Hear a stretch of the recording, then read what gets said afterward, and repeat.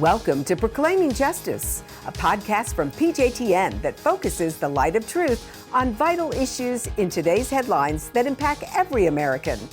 I'm your host, Laurie Cardoza-Moore, founder and president of Proclaiming Justice to the Nations, and I'm here to educate, motivate, and activate you to action.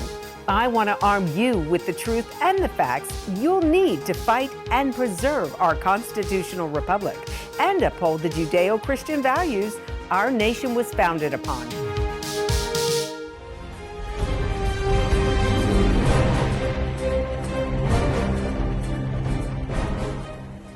Hello, and thank you for joining me today on Focus on Israel. My name is Laurie Cardoza-Moore, a wife and proud mother of 5 wonderful children. Like most Americans, I began to ask a lot of questions about what happened to our country following 9/11. As I read and talked to experts, the issues of radical Islam and the attacks on America and Israel became extremely personal to me. In response, I founded Proclaiming Justice to the Nations, a nonprofit organization dedicated to educating and sharing the message of Christian biblical responsibility to the people and land of Israel against the rise of a new anti-Semitism.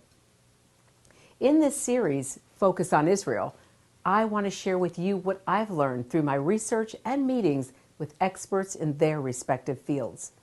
The mission of this series and PJTN is to educate and equip you so that you can share this information with your family and friends. We'll present information you'll not see in the mainstream media. With your financial support, we can reach Christians around the world with our message to stand against the growing threat of anti-Semitism and anti-Israel propaganda.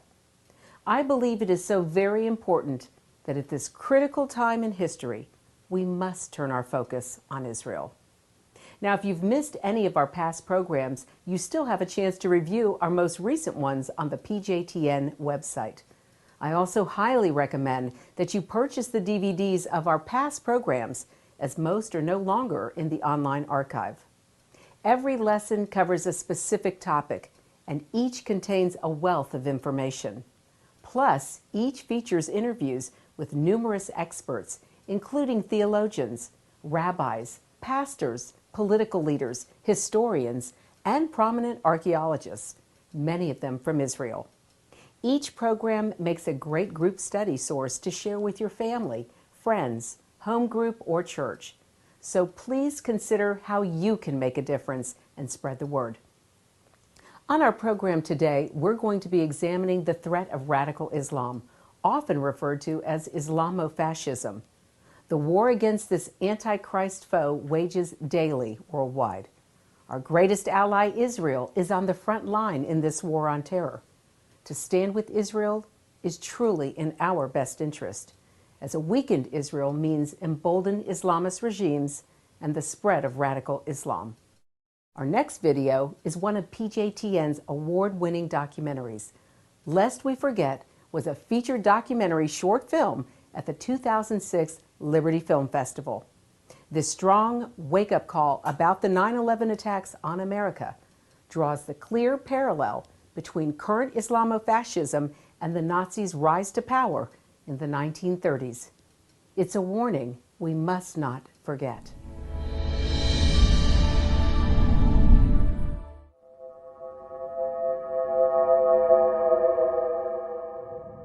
It is said that those who forget history are doomed to repeat it. 9/11 was the first attack on America by Islamists. How soon we forget. In the 7th century, the Prophet of Allah, Muhammad himself, sanctioned the massacre of the vanquished Jewish tribe. Trenches were dug, and 600 to 900 men were beheaded and buried in the trenches while Muhammad watched. Women and children were sold into slavery, a number of them being distributed as gifts among his companions. Allah, may he be exalted, says, when you encounter those infidels who deny the truth, then strike their necks. Quran, Surah 47, verse 4.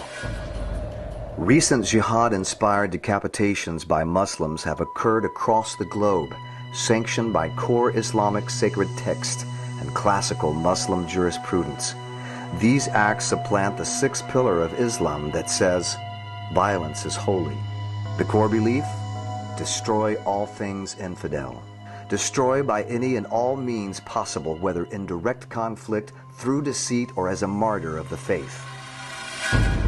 In order to save your soul for eternity, you have to offer your life. There is a Christian salvation message that says one will die for all mankind, and that's the Messiah. Or there's an Islamist salvation message that says if you die as a shaheed, not only you will go to paradise, but 70 members of your family as well will be able to enter paradise as well. The moment that you get a grip that you want to die for the cause of Allah, what do you do next? It is to be killed and also to kill for Allah. So you must attempt to kill for Allah. So how are you going to kill? You want explosives. The explosives are few and the applicants are plenty. The willing souls that are ready to die are plenty.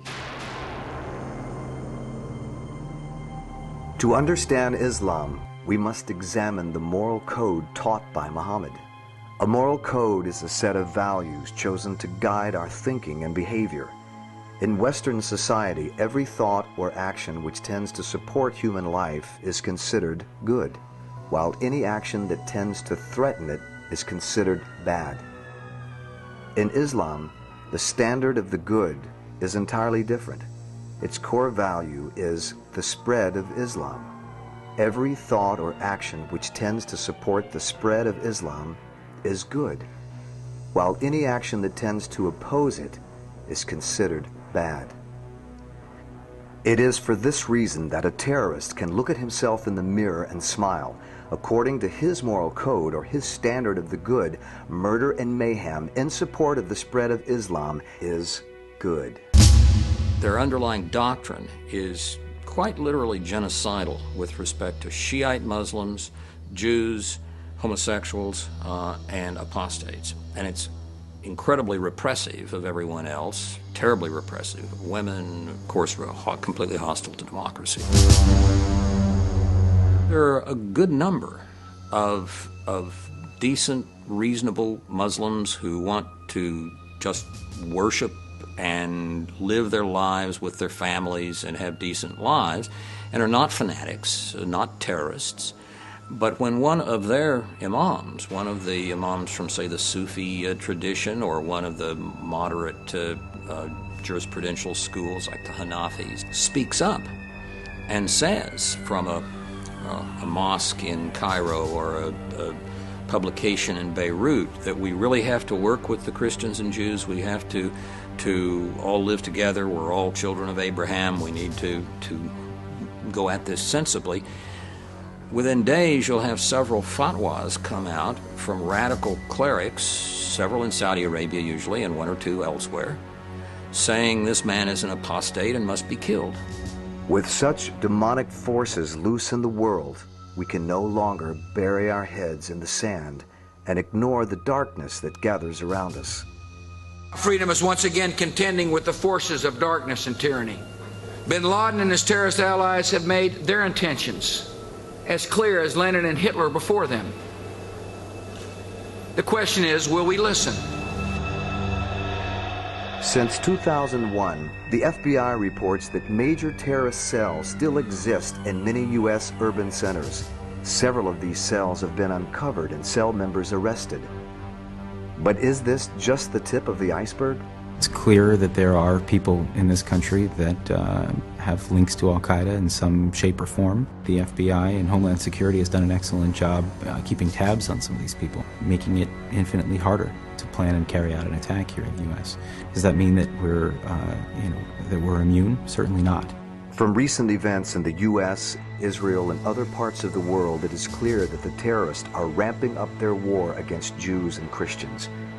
Now, with the possibility of Iran becoming a nuclear power, the stakes are growing higher.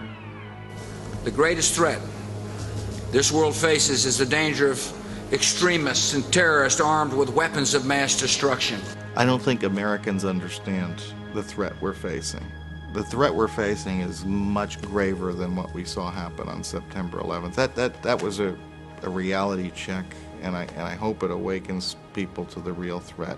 What we're facing is a threat to our very existence. A lot of Americans will not be able to accept what I'm saying right now because they take their existence for granted. We're talking about a very sophisticated, well-funded enemy that has nuclear arms. If people can remember how that one day of September 11th changed their lives, imagine what one day with a nuclear weapon going off in a major city, what that would do. Think about what several nuclear weapons going off in major cities could do. I believe that Al-Qaeda, from the research I've done, the sources I have, the context that I've developed over the years, there's no doubt in my mind that that is what Al-Qaeda's #1 goal is. They have been planning American Hiroshima for a decade, and I do believe that they have the means to conduct it. American Hiroshima is a plan to detonate at least 4 nuclear weapons in 4 major American cities on one day. The message is clear. Our enemies are in this war for the long haul, and they're willing to kill any number of men, women, and children to demonstrate the superiority of their world and their God. These extremists say there can be no compromise or dialogue with those they call infidels. It is foolish to think that you can negotiate with them. On December 6, 1941, more than 80% of the American people were opposed to entering the war. They could not see the danger from Nazi Germany and Japan. Fascism was something foreign, a world away, separated by oceans of protection.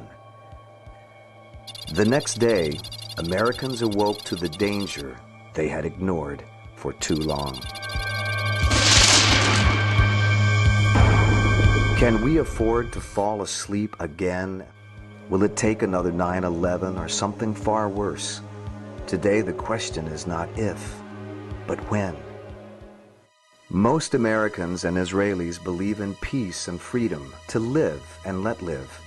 But to our present enemy, peace is not defined as absence of conflict, but rather absence of the failure to accept Islam. In the 1930s, appeasement of the Nazi regime did not result in peace in our time. It's a fundamental of, history, that appeasement never works. It didn't work when Chamberlain tried it against Hitler, and it will not work when Israeli leaders or U.S. leaders try it with the new Hitlers with their headscarves in the Middle East. It is very difficult to take reasonable steps when you're dealing with a fanatic, totalitarian, genocidal enemy and have that regarded as anything other than weakness. Britain and France thought they were taking reasonable steps in the 1930s. Each time from 35 to 39, there was a crisis that the Nazis ginned up, and the Nazis, being genocidal fanatics, thought that each step was weakness, not reasonableness. I think that's the way Hamas and Hezbollah will interpret reasonableness, and therefore I think both have to be effectively, completely defeated. The United States doesn't see what the Arabs see. The American will not listen to him because the Americans see what they want to see and hear what they want to hear. We do not accept no peace, no international conference, nothing, no compromise. We can either cower in the face of enemies more committed to their values than we are, or we can stand and fight. Above all, we cannot live in fear. The war on terror is being fought on many fronts and in many ways, and today we must all do our part. Pray for the safety of friends and family. Pray for the soldiers fighting the enemy abroad. Learn the truth and spread it. We must know and understand the truth of who our enemy is and how he thinks. We must inform others and help inform the world to see these truths. Organizations such as Proclaiming Justice to the Nations have been established just for this purpose, to combat the lies and half-truths that the international media propagate. Jews and Christians must unite. We must move past our political and doctrinal differences to be unified and bold against our common enemy. We must support Israel. The last refuge of safety for God's people must be preserved. Call upon our leaders to stand behind Israel and not be double-minded in the war on terror. To not give in to the notion of land for peace. We can no longer think that this is a Middle East or Israeli issue. It is now our issue. The extremists have labeled Christians and Jews as the target of their jihad. Demand that our leaders secure the borders and stop bad immigration policies. In a recent report, law enforcement officers of several Texas counties along the border warned that Arabic-speaking individuals are learning Spanish and integrating into Mexican culture. The Texas Sheriff's Border Coalition believes those individuals are likely terrorists and that drug cartels and some members of the Mexican military are helping them enter the U.S. For our children and our children's children, we must never forget. We must not allow history to repeat itself. Our faith and our resolve are being tested. The time for our generation to make a stand is now. This is the great ideological struggle of the 21st century, and it is the calling of our generation.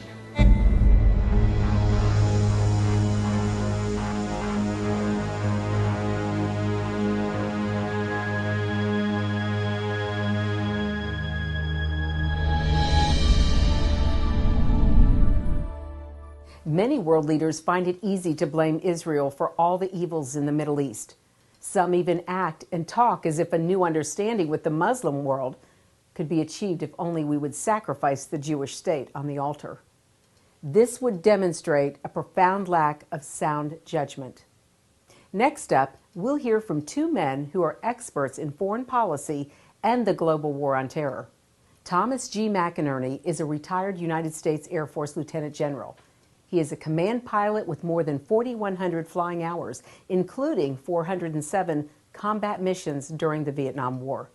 He later served overseas in NATO and as a commander of the 11th Air Force in Alaska. Currently, he is a Fox News contributor and is a member of the Iran Policy Committee. Next is Rabbi Dr. Gerald Meister.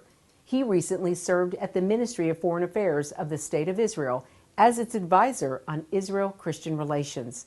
He is also a renowned lecturer in comparative Jewish Christian theology and has directed the interreligious department of the World Zionist Organization Jewish Agency for Israel. He was present in Jerusalem for the signing of the protocols establishing relations between Israel and the Vatican. Both men gave me great insight into the dangerous threats Israel and the world faces. The global war on terror has been misnamed, but it is decisive in a way. I like to call it the global war against radical Islam, the Jihwari. And the reason I do that is radical Islam is the problem. It is an ideology as evil as Nazism, fascism, and communism. And we have a forward strategy, and we are in Afghanistan, in Iraq, to go to the roots of where this ideology is in the region. And it's a regional issue. The Israelis have been facing it for many, many years. It's not a Palestinian issue. It is radical Islam that wants to dominate and has a global objective. We cannot be naive on that. Extremists have seen that if we got a moderate Iraq, if Iraq was a moderate country ruled by moderates, if Afghanistan is a moderate country ruled by moderates, then the extremists are finished. And that's what this fight is about. It's about moderates and extremists. And will the moderates stand up, which heretofore they have not, in the region? That will also have an ancillary advantage to the Israelis and the Palestinians, because the Palestinians do not like the extremists in their group either. If they had their choice, they would go on and live a moderate life. So this is about who will control the moderates in the region unfortunately, and I'm very critical now of the Democratic Party leadership in the country, because in my opinion are aiding and abetting the enemy. Why are they aiding and abetting the enemy? Well, if you put a date, time certain to withdraw, the extremists are just going to wait us out, and then they, in fact, will dominate Iraq. They'll take that oil. This Shia crescent led by Iran, an extremist Islamic state, will sweep across the region where 60 to 65% of the world's energy is. If America did not like $3 a gallon for gasoline, they will not like $15 a gallon. And so the fight is, in this region, will moderates win or will extremists win? For those people, just believe in death. And if you just believe in death, as they're killing so many innocents by blowing up a Shia or a Sunni marketplace, the fact is it's very difficult to defeat them. And it's the people of Iraq that will finally defeat them. And I believe the Democratic Party leadership better get new leadership and fight this war so we can fight it as the United States of America. The American church, especially the evangelical sector of American religion, began to see Israel in an entirely different light. And I would say that that light became more and more luminous after 9/11, when it became a general understanding that radical Islam, which was never repudiated fully and enough by moderate Islam, radical Islam delivered a rather formidable blow to the United States in its attack on New York and Washington. Christians began to understand that this was the war of Islam against the West and against Western civilization. Many national leaders in the United States wished to quiet the great angst of the population by saying that Islam is really a peaceful religion, a vastly misunderstood religion. But the vast majority of American citizens of many, many religious persuasions within the Christian understanding rejected that in very, very practical terms.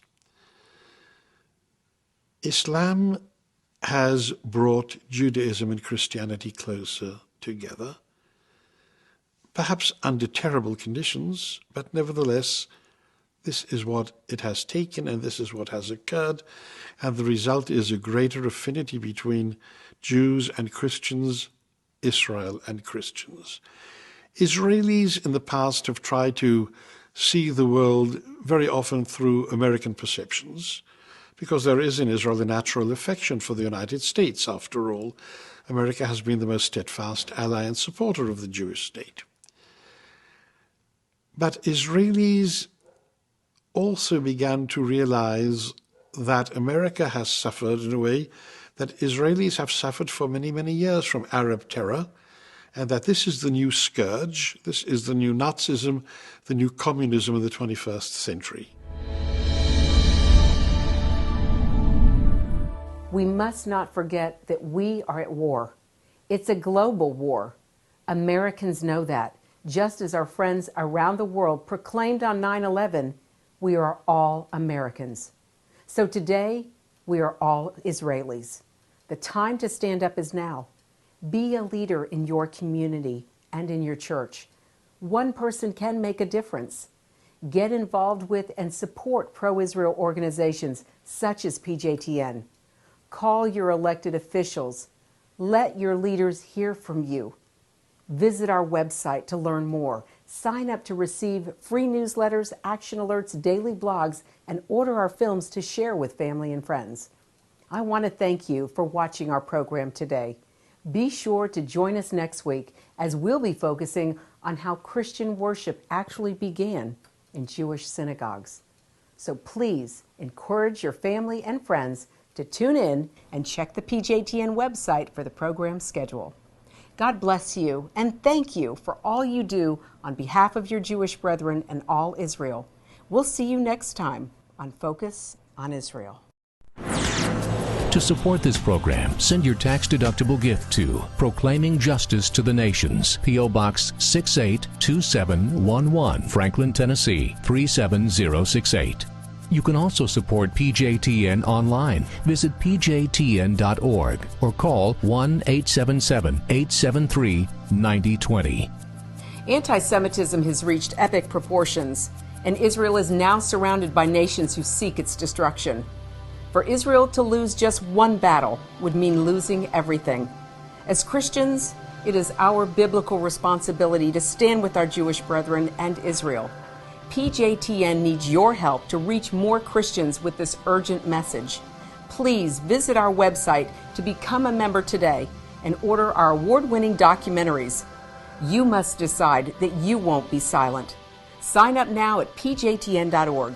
God bless you, and thank you for your support and prayers. Focus on Israel is now available on DVD. Each program DVD contains a wealth of bonus materials, including the premier program that started it all, Focus on Israel, Program Number 1. Focus on Israel Program DVDs. Great educational tools to combat anti-Semitism. Arm yourself and order today. Please go online to pjtn.org. To order, just click on the Store tab. Thanks and blessings from Focus on Israel. Thank you again for joining me on this edition of Proclaiming Justice. Please share this podcast with your family and friends. For more information about how you can get involved, please visit our website at pjtn.org. As a PJTN Watchman, you can help us keep up the fight to preserve our freedom for our children and their children for such a time as this.